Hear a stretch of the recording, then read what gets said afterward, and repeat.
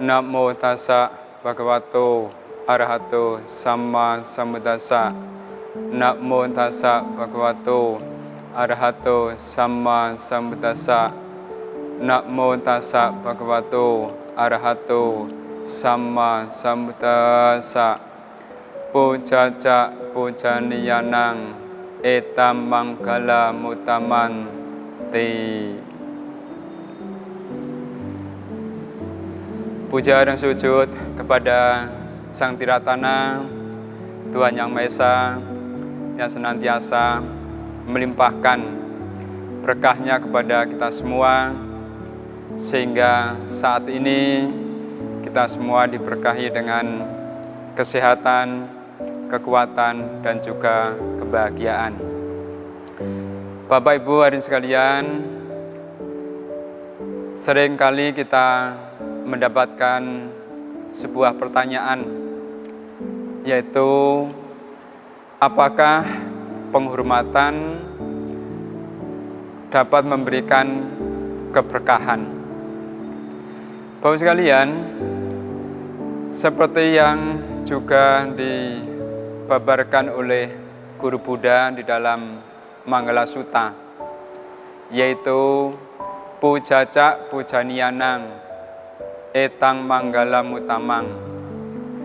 Menghormat atau memuja adalah berkah yang utama. Penghormatan sesungguhnya mempunyai kategori bahkan tahapan-tahapan yang sangat-sangat banyak. Dari hal yang simple, dari hal yang umum, sampai ke penghormatan yang tinggi. Penghormatan yang simpel seperti halnya yang kita lakukan dalam keseharian. Misalnya beranjali di saat ketemu dengan orang lain, teman, sahabat, kerabat. Kita beranjali memberikan penghormatan, memberikan hormat, itulah sesungguhnya memberikan keberkahan yang tak terhingga. Karena kita memberikan hormat dengan anjali sudah tentu menjadi sikap, perilaku kita menjadi santun. Bahkan di sana juga disertai dengan ungkapan-ucapan yang santun, yang memberikan rasa hormat itu sendiri. Apa yang akan kita langsung memperoleh?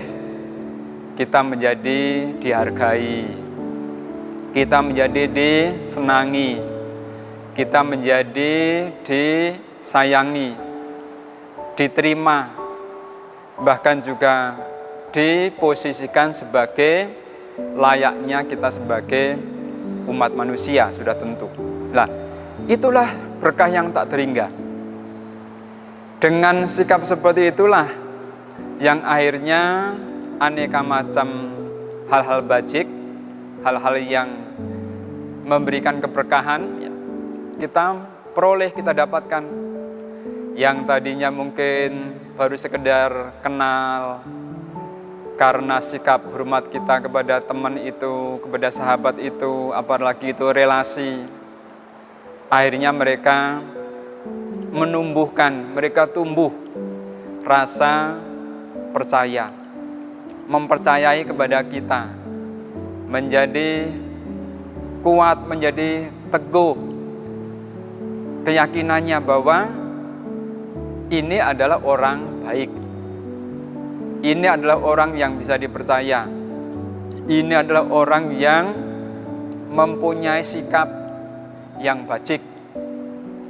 Maka disitulah awal mula, kalau itu berteman menjadi pertemanan yang baik, persahabatan yang baik. Kalau itu relasi menjadi adalah joinan kerja atau usaha dan lainnya yang begitu memberikan pengharapan. Yang tadinya mungkin masih ragu, akhirnya menjadi teguh, menjadi kuat, menjadi kokoh, menjadi tidak ada kekhawatiran, tidak ada kecemasan.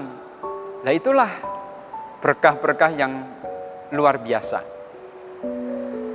Itu baru hal yang simpel.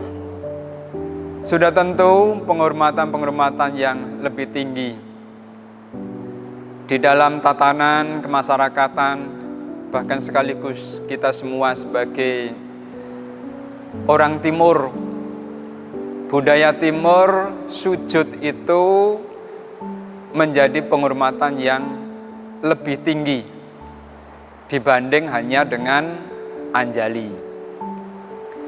Karena dengan sujud kita memberikan namaskara, itu mempunyai makna yang sangat-sangat mendalam. Pertama, bagi kita sebagai yang melakukan, orang yang mampu menundukkan kepalanya hingga menyentuh kepada lantai, kepada tanah, disitulah sungguhnya kita sebagai pelakunya itu adalah telah menjatuhkan, telah menurunkan ego kita, kecongkakan kita, kesombongan kita, yang akhirnya kita menjadi orang yang mempunyai ketentraman diri. Karena orang yang selalu penuh dengan kecongkakan, selalu penuh dengan kesombongan, bahkan juga merasa tinggi hati, sesungguhnya orang itu adalah sangat minim, bahkan menjadi orang yang tidak tentram, tidak damai, karena merasa segala-galanya yang terbaik untuk dirinya. Namun di saat mampu melakukan sujud itu sebagai bentuk penghormatan yang mendalam, kita melakukan sujud kepada orang yang tua, mungkin orang tua kita, kepada guru, kepada acarya, kepada orang yang sangat disegani, yang dihormati, itu juga akan mendatangkan keberkahan-berkahan yang luar biasa. Orang akan langsung melihat, kalau itu guru, apalagi orang tua kita, di saat putra-putrinya mau melakukan sujud hormat itu, maka orang tua pun tidak sedikit yang akhirnya yang tadinya rasa kurang begitu meyakini kepada sang anaknya, sang putrinya, sang putranya. Disitulah banyak kejadian-kejadian yang justru orang tua pun memberikan pengharapan yang luar biasa. Demikian pula adalah di saat kita melakukan penghormatan-penghormatan kepada yang sifatnya mungkin tidak personal lagi, yaitu kepada sangga, kepada altar, kepada tempat-tempat pemujaan, tempat-tempat sembahyang. Itulah justru lebih dari di saat memberikan penghormatan kepada individu, kepada orang tua, kepada guru, kepada yang lebih tua, kepada para sesepuh. Karena ada objeknya yang nampak, yang kelihatan. Kadang-kadang kalau kita memberikan penghormatan kepada objek-objek yang nampak secara personal seperti itu, ya, karena selain rasa kita hormat, pasti ada sungkannya. Tapi dengan seseorang telah mampu dan bisa melakukan penghormatan kepada objek-objek yang tanpa atau bukan personal, ya, bukan orang, bukan bentuk yang hidup, ya, itulah yang justru lebih daripada yang kedua tadi. Karena disitulah rasa yang dilakukan adalah hormatnya yang tulus, hormatnya yang penuh dengan sada keyakinan. Kenapa saya memberikan hormat ini? Karena beliau atau tempat ini memiliki nilai-nilai religius, nilai-nilai spiritual, nilai-nilai yang memberikan kebenaran.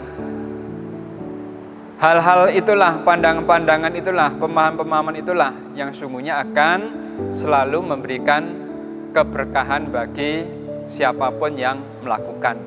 Oleh itulah maka Guru Buddha menyampaikan pujaca pujanianang etang manggalam utamang. Ia yang melakukan penghormatan kepada objek-objek, kepada mereka yang patut dihormati, maka itulah sungguhnya berkah yang utama. Sabe sata bawantu sukitata. Semoga semua makhluk berbahagia.